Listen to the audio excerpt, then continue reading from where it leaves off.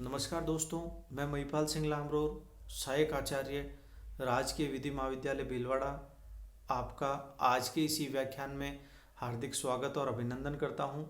विद्यार्थियों, जैसा कि आपको विदित है कि हम संपत्ति अंतरण अधिनियम 1882 को लेकर चर्चा कर रहे हैं और इस अधिनियम में हमारा चर्चा का जो विषय है वह है बंधक या मॉर्गेज।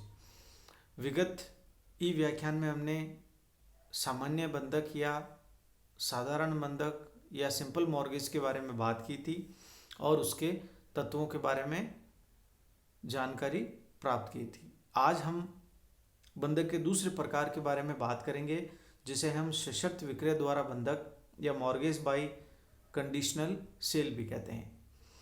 जैसा कि नाम से प्रतीत होता है कि यहाँ एक सशर्त विक्रय हो रहा है या कंडीशनल सेल हो रही है इस बंधक में। तो ये कंडीशनल सेल किस तरह की होती है, आइए जानते हैं। पहला बिंदु, बंधक संपत्ति का दृश्यमान विक्रय, ostensible sales the mortgage property. अर्थात ये जो संव्यवहार है विक्रय जैसा ही है, ना कि विक्रय। यानी बंधक संपत्ति को दृश्यमान रूप से विक्रय कर दिया जाता है, ना कि वास्तविक रूप से। और अगला बिंदु है दृश्यमान विक्रय की शर्तें। ये जो ऑस्टेंसिबल सेल है इसकी कंडीशंस क्या क्या होगी देखते हैं। पहला, निश्चित तारीख पर दृश्यमान विक्रय पूर्ण विक्रय में बदल जाएगा। On the certain date the ostensible sale will be convert in actual sale, यदि बंधक ऋण का संदाय न किया जाए। In case of non payment of mortgage debt, यानी यदि तय की गई सीमा के भीतर बंधक ऋण का भुगतान ना किया जाए तो उस दशा में दृश्यमान विक्रय है वो वास्तविक विक्रय में परिवर्तित हो जाएगा। और अगला बिंदु है, निश्चित तारीख पर धनराशि संदाय होने पर दृश्यमान विक्रय शून्य हो जाएगा। If payment is made on certain date then ostensible sale will be void. अर्थात यदि नियत तिथि के भीतर बंधक ऋण का भुगतान कर दिया जाता है तो बंधक ग्रहीता इस विक्रय को विक्रय में परिवर्तित नहीं कर सकता है। अर्थात बंधककर्ता इस दृश्यमान विक्रय को शून्य करवा देगा बंधक ऋण का भुगतान तय अवधि में करके।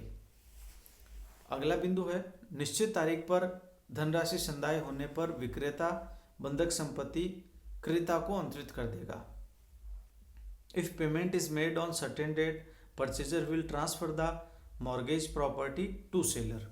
यानी जो संपत्ति दृश्यमान विक्रय में बंधककर्ता से बंधक ग्रहीता के पास चली गई थी, वह संपत्ति नियत तिथि पर बंधक ऋण का संदाय करने पर पुनः बंधककर्ता अर्थात संपत्ति क्रेता को अंतरित कर देगा।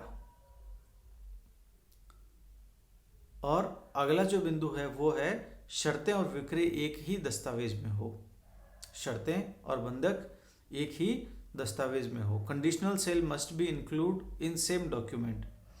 अर्थात इस प्रकार का जो बंधक है वो दृश्यमान विक्रय जो है बंधक के साथ ही एक ही दस्तावेज में होना चाहिए। अर्थात बंधक अलग दस्तावेज में और दृश्यमान विक्रय अलग दस्तावेज में हो तो इस प्रकार के अंतरण को मान्यता नहीं दी जाएगी। अब इससे संबंधित एक सिद्धांत भी है जिसे हम हमारे अगले ई व्याख्यान में चर्चा में देखेंगे। तब तक के लिए धन्यवाद।